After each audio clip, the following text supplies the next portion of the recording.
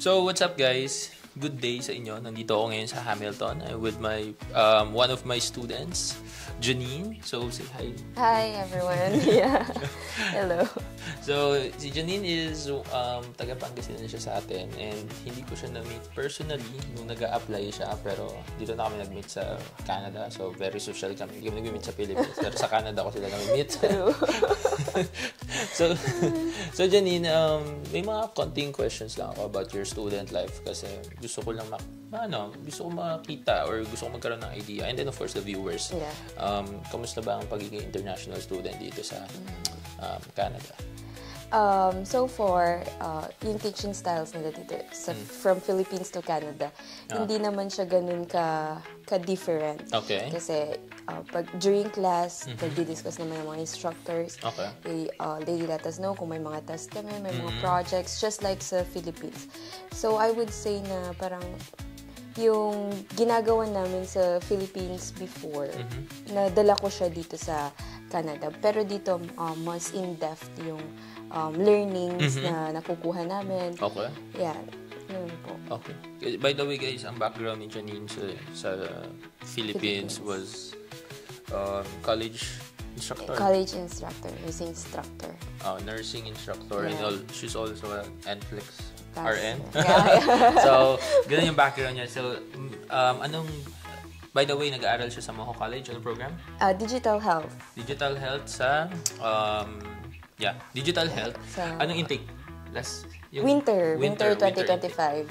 So, halos kakapasok lang niya. Opo, So, 2 tapos months. sinuntahan ko na ulit dito. Hindi, gusto ko kasi talaga yung mga pagpasok ko, kamusta ka na? Lagi nang gugulat. So, yan. Second question, no? As an international student, kamusta yung naging adjustment mo? As a student, parang kasi from school ako before sa Philippines, hindi siya ganun kahirap na kailangan kong pumunta everyday sa school again, Yes. tapos mag-aral again. Kasi ganun naman yung ginagawa ko as an instructor. So, okay lang siya on my end. Pero siguro naging mahirap lang na adjustment sa akin yung time difference, Okay. yung jet lag. Of course, hindi mawala. Tapos yung weather, dumating ako ng winter. Kamusta winter sa'yo? So, grabe po. Sobrang ayaw ko ng malamig. Okay. Kaya pero so far, ayun, pag mga ganitong weather, na medyo mainit na ngayon, okay na sa akin. Maganda nang maglakad-lakad. Kaya na makapag-jogging to sa labas. Yes. Nang naka-shorts. Ako di ko pa kaya mag-shorts, guys. Sobrang lamig pa rin for me. Pero pinapawisan ako pag naka-jacket. So, Yeah. feeling ko kaya na. Kaya na. Pwede nang ilaban. Yeah. Okay. So, ayun. Habang nag-aaral ka, and then, gusto kong malaman, or bigyan natin idea yung mga viewers, and then aspiring international student as well. Paano yung setup when it comes to school or scheduling mo? Gaano ba kahaba yung klase? Ilang araw to? Yung program ko, I only have 3 days Okay. sa school. So, Monday, Tuesday, Wednesday. And then, every day, parang mga half lang yung, half of a day Okay. lang yung mga classes ko. Oh. So, parang, I'll start at 12, tapos mag-e-end ako ng 10 p.m. pala. 12 to 10 p.m. yung Monday ko. And Okay. then, Tuesday ko, start ako ng 10:30 and then mag-end ako ng 2 to 3. Ganun. So, tapos yung Wednesday ko, sobrang luwag kasi online lang. Okay. So, I can stay sa bahay. Pagising ko, yan, klase na agad. Wala nang preparation. Wala na, okay. Ganun. Tapos half day lang din naman siya. Yun. So, medyo maluwag yung schedule. Unlike sa, talagang Monday to Friday with Saturday pa. Yeah. Minsan may Sunday pang ilulusot yun. Yun yung ganun ka-hectic kasi yun yung previous experiences natin sa college. Now, medyo alam mo yun, medyo, hindi mo culture shock, but it's a big adjustment kasi magugulat tayo. Ay, ganun yung schedule. 3 araw lang, gano'n.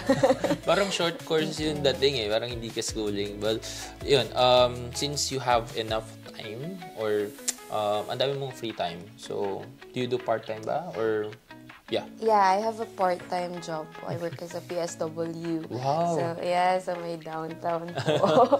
So, nag-start lang naman ako last month.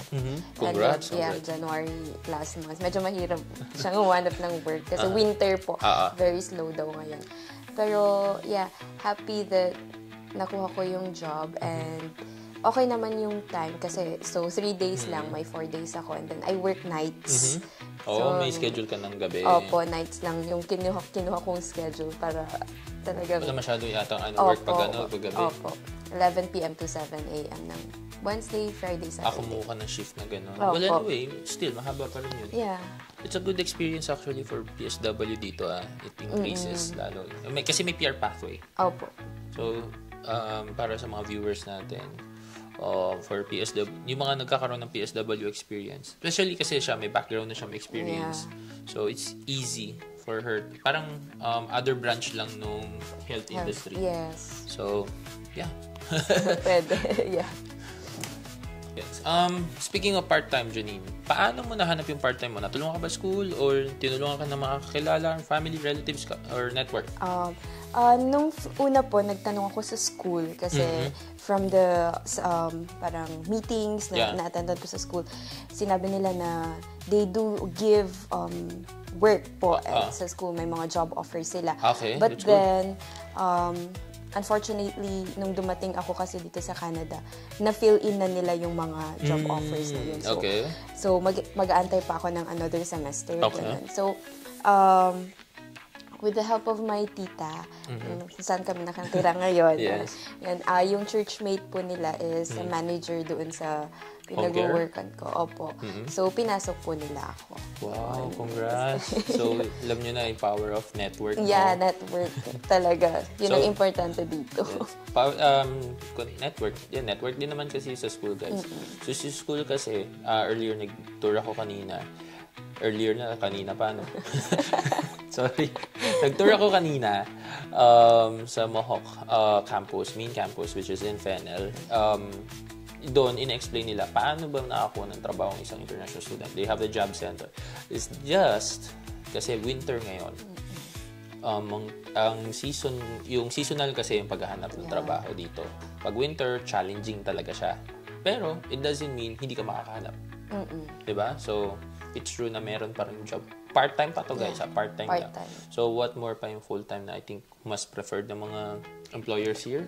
Kasi they get to na maximize your schedule. Yeah. And last question, Janine. As an international student here in Canada, how is your everyday life? Bigyan mo kami ng a day in a life mo. Work-life balance ba to? Study? And paano? Can you walk me through? A day in my life. So, I wake up usually at around, hindi ako early person. So, around 7:30 to 8. Oh, hindi pa early yan? Hindi na. Okay. Medyo madilim pa po kasi dito ng mga 7:30 to 8. Ganun, kala ko gabi pa. Okay. Yan ang gising ko usually na routine. And then, syempre, I do my morning routines. Okay. I have coffee lang during breakfast. And then, magpe-prepare na ako to go to school. Okay. So, syempre, malamig po ngayon. Hindi tayo ligo ng umaga. Okay. Dito. Pagdating sa school, yun, dumadating kasi ako doon 1 hour before my class. Para may time ako to read yung mga notes ko before the class. And then, yun, during classes, yun. So, after class, uuwi ako ng bahay. Siyempre, tutulong dito, gano'n. Chores din. Chores din, opo. Para ma-exercise din kasi hindi tayo pinagpapawisan. Yes, agree. Dito. Opo. Tapos, yun, after that, doon na ako parang magkakaroon ng time for myself. Okay. Social medias, gano'n. Me time na yun. Me time. Kakausapin yung family sa Philippines. And then, after that, doon ako maliligo sa gabi. Sa gabi na naliligo kasi mas hindi siya ganun kalamig. Hindi na siya shock yung body natin. Okay. And then, yun. Tapos, pahinga na po. And then, the other day. Another day na naman. Another day na naman. Pag work po, pero, kasi Wednesday, gano'n, ang work ko. May class ako ng morning. After ng class ko, magnanap ako. And then, after nap, I'll do the chores. And then, magpe-prepare na ako to go to work. Oh. Yun. So, yan. So, in total, parang din talaga. No? Work-life balance, study. May balance dito, mababalance yung time dito. Tsaka feeling ko, hawak mo din naman yung time mo dito. Okay. Kasi, mas merong free time. Although busy lang talaga. Kasi kailangan mo mag-work, ganon. Kasi dati, wala namang part ng or component ng study eh. Parang puro work lang. Yeah, yeah. Pero dadating din naman yung time yun. Yes, I hope. Sige. Ayun. Okay. Ayun, so, very last question, Janine, no? Ito, I ask every international students na nakikilala ko dito, namimit ko students ko din as well, virtual man yan or personal. Ito lagi ko tinatanong at the end of any kwentuhan. Do you regret moving here in Canada?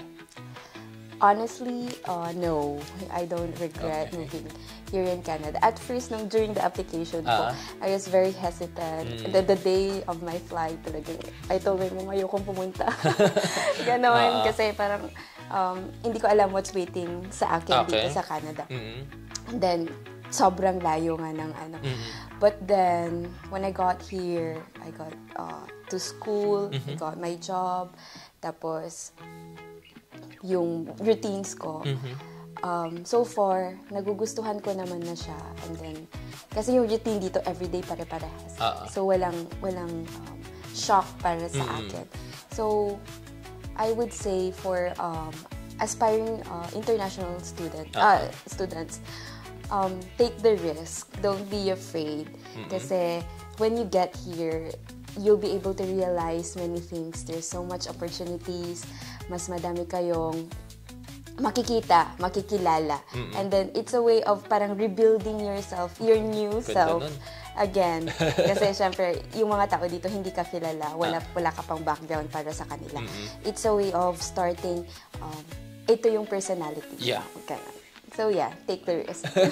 Ang galing. So, yeah, yun, thank you so much, Janine, for sharing your experiences, your stories, and of course your parang outlook dun sa sa pagiging international student. And I'm really happy na nandito ako.